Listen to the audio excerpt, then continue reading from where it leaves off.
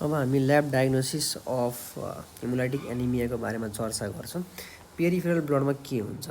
Peripheral ब्लडमा हेर्ने हो भने हेमोग्लोबिनको मात्रा कम भइसकेको हुन्छ, किनभने आरबिसी डेस्ट्रोय भएको छ, त्यही भएर हेमोग्लोबिनको मात्रा कम भइदियो हो। किनभने आरबिसीभित्र नै हुने हो हेमोग्लोबिन। आरबिसीभन्दा बाहिर यदि हेमोग्लोबिन आयो भने त्यसलाई डाइजेस्ट गरिदिन्छ, मोनोसाइट्सहरूले, म्याक्रोफेजहरूले डाइजेस्ट गरिदिन्छ। त्यस कारणले हेमोग्लोबिनको मात्रा कम हुन्छ। यति कुरा हामीले बुझ्यौँ। र रेटिकुलोसाइट्सहरूको मात्रा चाहिँ बढ्छ हो।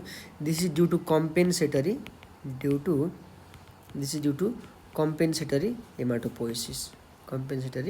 हेमाटोपोइसिस कारणले गर्दाखेरि। भन्नुको अर्थ के हो? जब आरबिसीहरू म्याक्सिमल्ली डेस्ट्रोय भयो तब हाम्रो बडीले कम्पेन्सेट गर्न खोज्छ र रेटिकुलोसाइट्सहरूको मात्रा बढी देखिन्छ इन हेमोलाइटिक एनिमिया। पेरिफेरल ब्लडलाई स्मेयर बनाएर हेर्ने हो भने चाहिँ यसको आरबिसीमा कस्तो चेन्जेसहरू देखिन्छ है। आरबिसीहरूको कुरा गर्ने हो भने देयर इज इन्क्रिज इन रेटिकुलोसाइट्सको काउन्टहरू बढी देखिन्छ as compared to decrease in the mature RBC. किनभने म्याच्योर आरबिसीहरू सब ब्लास्ट भइसकेका हुन्छन् हो, सबै लाइसिस भइसकेका हुन्छन्। त्यस कारणले रेटिकुलोसाइट्सको काउन्टहरू बढ्छ। रेटिकुलोसाइट्सको अर्को नाम हामी भन्छौँ पोलिक्रोम्याटोफिलिक सेल्स पनि भन्छौँ नि त्यसलाई हामी। पोलिक्रोम्याटोफिलिक सेल्सहरू पनि बढेको देखिन्छ अथवा रेटिकुलोसाइट्स काउन्ट भएको बढेको देखिन्छ इन आरबिसीको हकमा। अब अर्को कुरा भनेको चाहिँ जस्तो मोर्फोलोजी पनि चेन्ज हुनसक्छ क्या आरबिसीको। जस्तै स्पेरोसाइट्सहरू देख्न सक्छौँ हामीले, स्पेरोसाइट्सहरू हो। सिकल सेल देख्न सक्छौँ, सिकल सेपको आरबिसी देख्न सक्छौँ। हेरिकन कुन डिजिज हो है त, कुन डिजिज हामीले डिस्कस गरेको थियौँ यहाँ। धेरै डिजिजमा हुन्छ हाम्रो हेमोलाइटिक एनिमिया, कुन डिजिज हो त्यही अनुसारको सेल्सहरू हामीले देख्न सक्छौँ। जस्तै स्पेरोसाइटोसिस देख्न सक्छौँ केमा? हेरिडिटरी स्पेरोसाइटोसिसमा। सिकल सेल देख्न सक्छौँ सिकल सेल डिजिजमा हो। धेरै कुराहरू हामीले देख्न सक्छौँ। Even we can see target सेल्सहरू हामी देख्न सक्छौँ हो कि न। अरू हामी के देख्न सक्छौँ?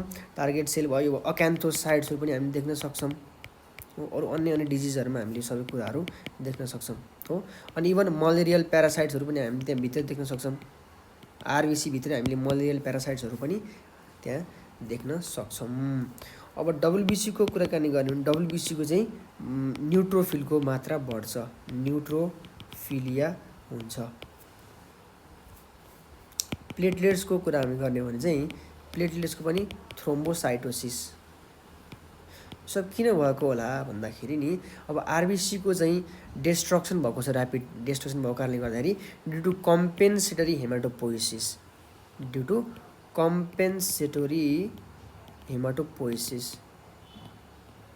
अब आरबिसीको डेस्ट्रक्सन भएको छ र हाम्रो बोन म्यारोले छिटो काम गर्न खोज्छ र यो सबै कुराहरू हुन्छ। अरू कुरा गरौँ हामी बोन म्यारो फाइन्डिङ्सको है। बोन म्यारोमा के कस्तो चेन्ज देखिन्छ त्यो हामी हेरौँ।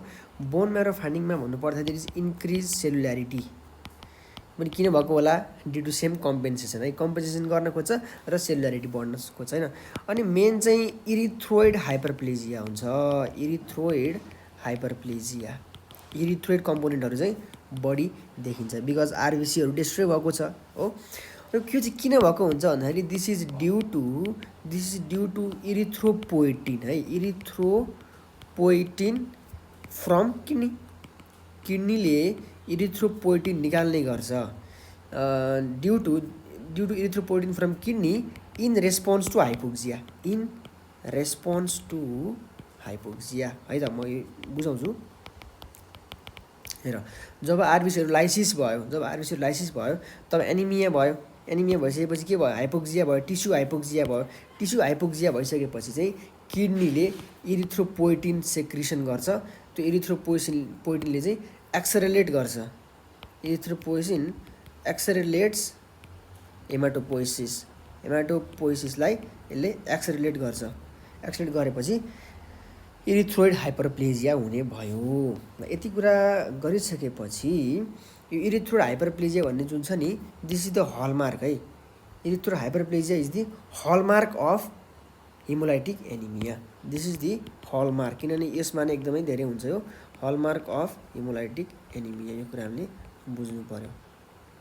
ल अर्को के हुने भयो भन्दाखेरि एमई रेसियो छ नि, एमई रेसियो पनि यसमा डिक्रिज हुने भयो। किन डिक्रिज हुने भयो? भेरी भेरी सिम्पल, इरिथ्रोइड हाइपरप्लेजिया भएको छ नि त, इरिथ्रोइड हाइपरप्लेजिया भएको छ, त्यस कारणले माइलोइड कम्पोनेन्ट भन्दा पनि इरिथ्रोइड कम्पोनेन्ट बढी हुन्छ र एमई रेसियो डिक्रिज हुन्छ। 1:1 देखि 1:6सम्म रहन सक्छ भन्ने कुरा हामीले यसरी बुझ्नु पर्यो है त। अब यो कुरा गरिसकेपछि अब एउटा एक्स्ट्रा अरू के फिचर्सहरू छ यस्तो हेमोलाइटिक एनिमिया के हुन्छ भन्ने कुरा म भन्छु है त।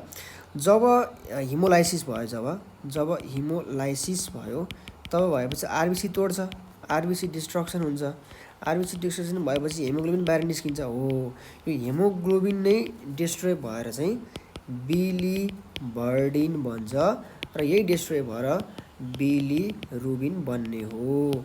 यो बिलिरुबिन चाहिँ अनकन्जुगेटेड हुन्छ हो, अनकन्जुगेटेड हुन्छ। यसमा लिभरमा गएर कन्जुगेट गर्नुपर्ने हुन्छ हो। त्यस कारण बिलिरुबिन धेरै हाई भइसकेपछि त्यसले निम्त्याउँछ जन्डिस हो। बिलिरुबिन हाई भएर नै जन्डिस हुने हो, त्यसले गर्दा जन्डिस पनि देखिन्छ हेमोलाइटिक एनिमियामा हो। अब अर्को कुरा हुन्छ स्टरको, जस्तो अब बिलिरुबिन बढेपछि स्टरको बिलिन पनि बढ्छ कि बढ्दैन? बिलिरुबिन बढेपछि स्टरको बिलिन पनि बढ्ने भयो स्टुलमा। स्टरको बिलिन स्टुलमा बढेपछि स्टुल चाहिँ डार्क कलर स्टुल हुन्छ हेमोलाइटिक एनिमियामा। अर्को एउटा फिचर्स जन्डिस देखा पर्छ, डार्क कलर स्टुल देखा पर्छ। अब अर्को फिचर्स के होला हेमोलाइटिकमा? अर्को फिचर्स के हो भन्दाखेरि increase in iron load of the body, increase in iron load of the body भनेपछि यहाँ सुन्नु किन यस्तो भयो र त? जब आरबिसी डिस्ट्रोय भयो, जब हेमोग्लोबिन डिस्ट्रोय भयो, हेमोग्लोबिनमा त आइरन पनि छ, Fe2+ को फर्म छ र ग्लोबिन छ हो किन? ग्लोबिन त युटिलाइज भयो मानौँ, ग्लोबिन त अमाइनो एसिड हो, केही फरक परेन, अमाइनो एसिड भयो, यो अमाइनो एसिड पुलमा गयो अनि अमाइनो एसिड पुलमा गयो, यो त युटिलाइज भयो मानौँ। तर यो आइरन कहाँ जाओस्? आइरन त हाम्रो बडीभित्रै फेरि रिएब्जर्ब हुन्छ भनेपछि आइरनको लोड बढ्छ बडीमा। आइरनको लोड बढिसकेपछि त्यसले धेरै धेरै नकारात्मक इफेक्टहरू देखाउँछ हो। हिमोक्रोमाटोसिस भन्छ त्यसलाई हो, हिमोक्रोमाटोसिस। ल भन्छ आइरनको लोड शरीरमा बढ्छ हो, आइरन स्टोर बढ्छ, आइरन लोड बढ्छ केमा? बोन म्यारोमा बढ्छ, लिभरमा बढ्छ, आइरनको स्टोरहरू बढ्छ। अनि यति भइसकेपछि ल यति भयो। अब चाहिँ ल यति हामी कुरा गऱ्यौँ चाहिँ हेमोलाइटिक एनिमियामा। अर्को एउटा 2-4 फिचर्सहरू पनि लेख्छु। डिक्रिज इन द हेप्टोग्लोबिन हो, यो किन हुन्छ भन्दाखेरि नि due to increase in hemolysis हो। आरबिसी हेमोलाइसिस बढेको कारणले गर्दाखेरि के भएको हुन्छ त? हेमोग्लोबिनहरू बाहिर रिलिज भएको हुन्छ ब्लडमा हो, अनि हेप्टोग्लोबिनले हेमोग्लोबिनलाई बाइन्ड गर्छ, त्यस कारणले गर्दाखेरि हेप्टोग्लोबिनको कन्सन्ट्रेसन पनि घट्छ हो त। हो यति कुरा गऱ्यौँ हामीले हेमोलाइटिक एनिमियाको।